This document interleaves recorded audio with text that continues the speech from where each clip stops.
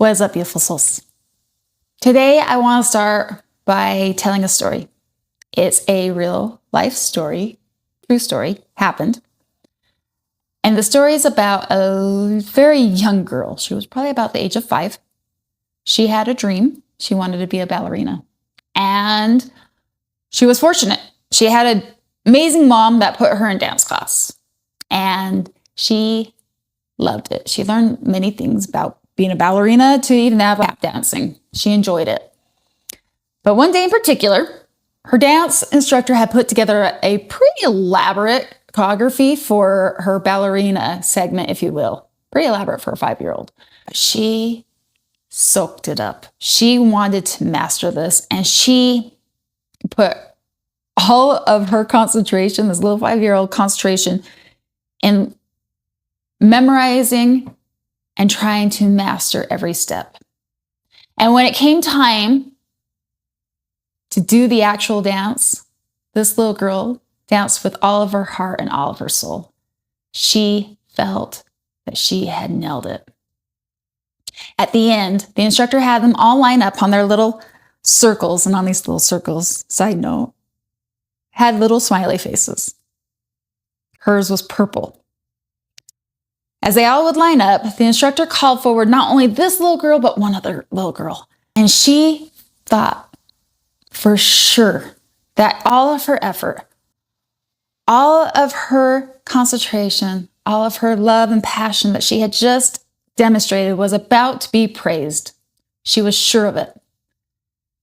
Only to be met with the complete opposite of telling all the girls, this instructor told all the girls that they all did lovely other than these 2 girls, and that they should take note and do everything the opposite of what these 2 girls did, because they had apparently bombed it, which in that moment was a devastation to that little girl, especially at the age of 5. I think it would probably be the first time in her life that she would experience public humiliation, embarrassment. This story was me. I want to welcome you to or back to the channel, Crystal Clear. Here on this channel, we talk all things spiritual because we get caught up in the dynamic of the world, the drama, the hustle, the grind, the heart grief, the strive. And we often forget that we all signed up for it for a higher reason, for a higher extension, to ascend. And that's what this channel is all about, is to help you through those growths and challenges and remind you who you are and why you came. Today, I am encouraging you to find a story that comes to your mind of growing up, that has maybe haunted you or reminds you all the time, maybe solidifies any limiting belief or ideology you may have of yourself. For me, this story solidified all of my limiting beliefs, if you will. I had taken on that whole somatic realization and solidified why things are so hard to come by for me, why I have to study so hard, why everything takes more for me to do. Almost to solidify the idea of incompetence. Definitely couldn't dance. I for sure, surely was uncoordinated. And better yet, why it's so safe to shrink and hide, better to hide my light than to broadcast it. And what else was significant, and you're going to know your story. You'll know your story because it's already rang true to you. But for me, in the child work or the inner child that we constantly are showing up for and doing the work for me, a lot of this has gone back to the family dynamic between the child and the parent or the siblings or, but this instance, this came with just one authoritative figure one time and would alter the way I perceived life. And if anything, it acted as an anchor to all the reasons I thought I was unworthy. Have you got your story yet? I ask you, because we're about to move in, I want to help you by being the guinea pig of how we move through this and what the bigger telltale is of it all.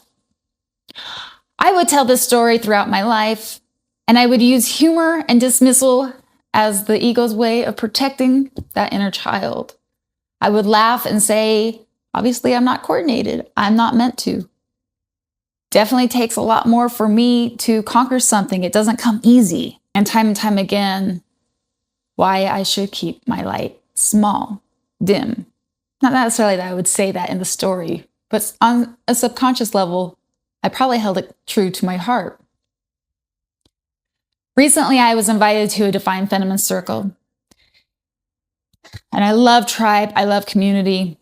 But this one in particular wanted to move the emotion, the creative process through dance. And of course, my first response is that first memory of, you ladies go ahead. I'll catch you on the next one. Because I didn't want to be embarrassed. I don't know how to move my body. I definitely don't practice. And since then, I've been very conservative about movement.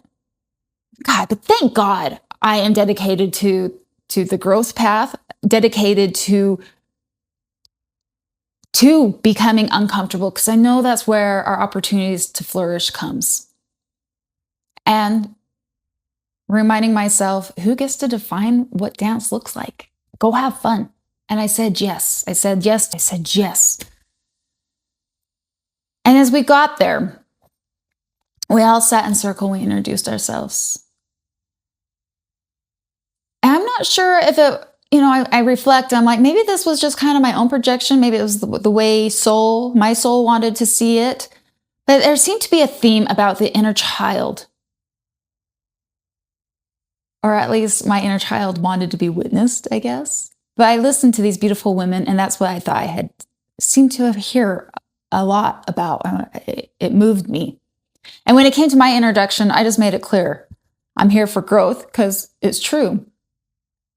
And fair warning, I don't know how to dance, but I'm going to do it. And in this divine sacred space, we all held space for one another. There was safety and there was community.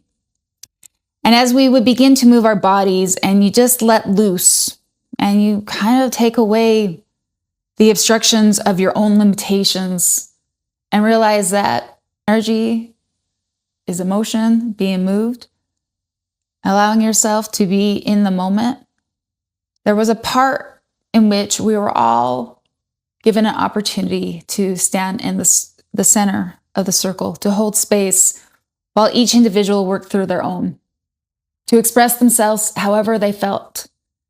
And throughout the whole ceremony, if you will, I felt my inner child. I felt that little girl. She wanted to be seen. So I knew in my heart when we would go step in that circle, it was going to be in honor of her.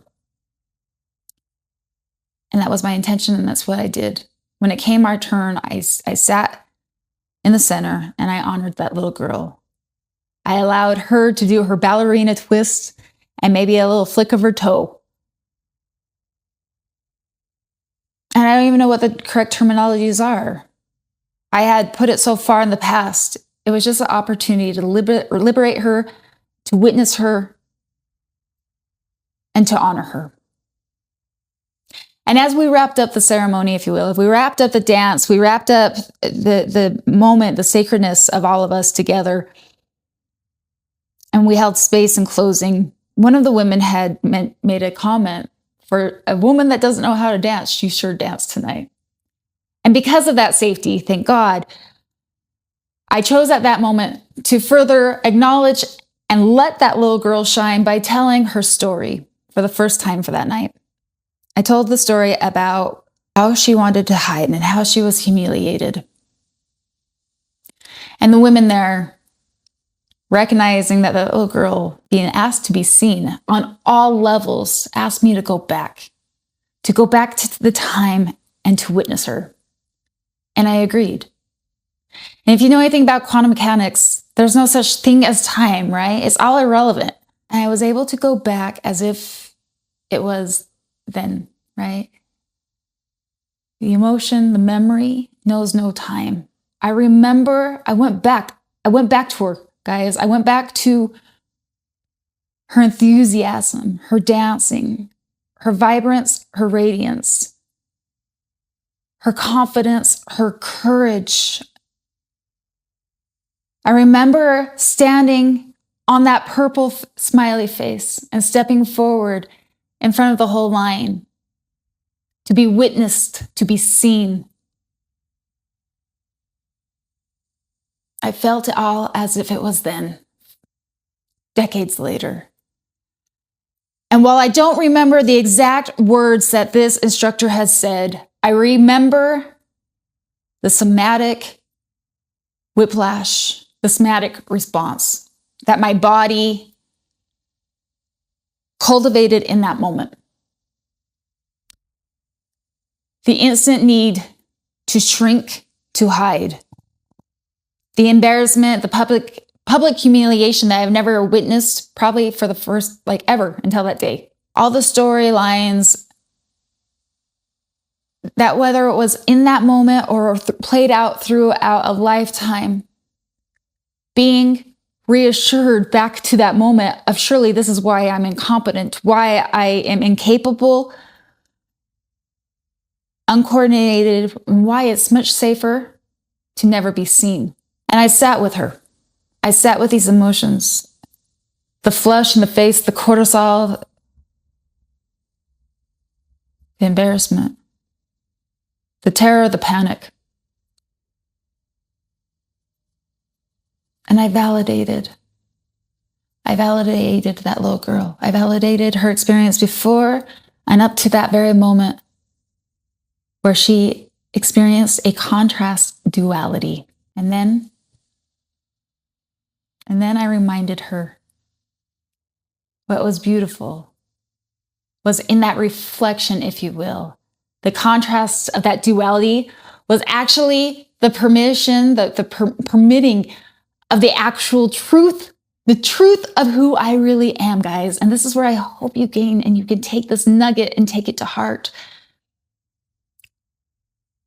Allowing one's projection to become my reality really was the only being asked to be witnessed the truth of who I am. And this is how we work through it. The same way I sat with this little girl and reminded her the actual truth of it all. The truth that she was actually in spirit, fully courageous to step forward before she had an experience to tell her otherwise. She chose to step forward. She's in fact very courageous. To recognize that her esteem is radiant and that it did, in fact, take up space. It took up space when she chose to step forward and to be seen. And in fact, how competent she indeed really was and is. The fact that she took everything to heart, that she paid so much attention, the fact that she was even disturbed by another's opinion just shows how much due diligence she put into the dance. And in that same moment, one of the ladies wanted to send forgiveness to the dance instructor. And I couldn't agree more. Because really what this instructor did, and I'm hoping I'm articulating it clear for you guys, she shunned the light on my soul, the parts of me that I came here to clean up and to witness and to recognize that I am meant to actually be seen. I know that in my heart. I mean, look at me. We're doing it. She's doing it. I know in my heart that I do things with passion. And when I do it with passion, I do it with my whole heart, meaning that I do it with all of the competence and due diligence that one can demonstrate to any given project or subject, desire, or broadcast as this. She highlighted the fact that my soul came to be seen, to radiate, and to take up space. And I give gratitude because she just highlighted the parts of me that that just needed to be witnessed. Those are the aspects that are asked to be witnessed. And only in the duality, in that uncomfortableness, can we give it the due justice. I want to honor that 5-year-old today because of her experience, because of her embarrassment, because of the faulty stories that she had at one time constructed, and her in the bravery of never giving up on me, on her adult version, and always staying steady and never leaving my memory. She gave us permission to break down the flawed premises, the misconstrued ideology, and less than truth of limiting beliefs. Because of her, today's podcast was possible.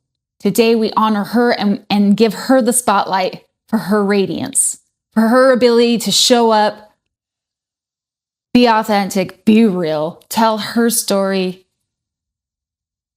and hopefully give you also permission to see yourself. Because of the memory still there, that inner child hasn't given up on you either. And you as the adult, as the protector, only need to make the choice to witness her or him, the inner child. I have so much love for you guys. I am going to ask as we wrap up, whether you're on Spotify or Apple, to rate and review, to join the channel if you haven't yet. This is how our community grows. Share with a brother or sister that may benefit from this message. And if you're on YouTube, I welcome you to join the tribe there as well, to like and subscribe. I do want to hear your guys' comments. I want to hear any stories that you may relate to. Not only for me, but for our brothers and sisters, because we're all in this together. But above all else, I want you to know that I love you. I love you with all my heart. As I do the work, there's permission granted to you. And as you do the work, you have permission from me. Together, we are interwoven in these energies, awakening to the whole. Sending you guys so much love and light. Until next time. Namaste.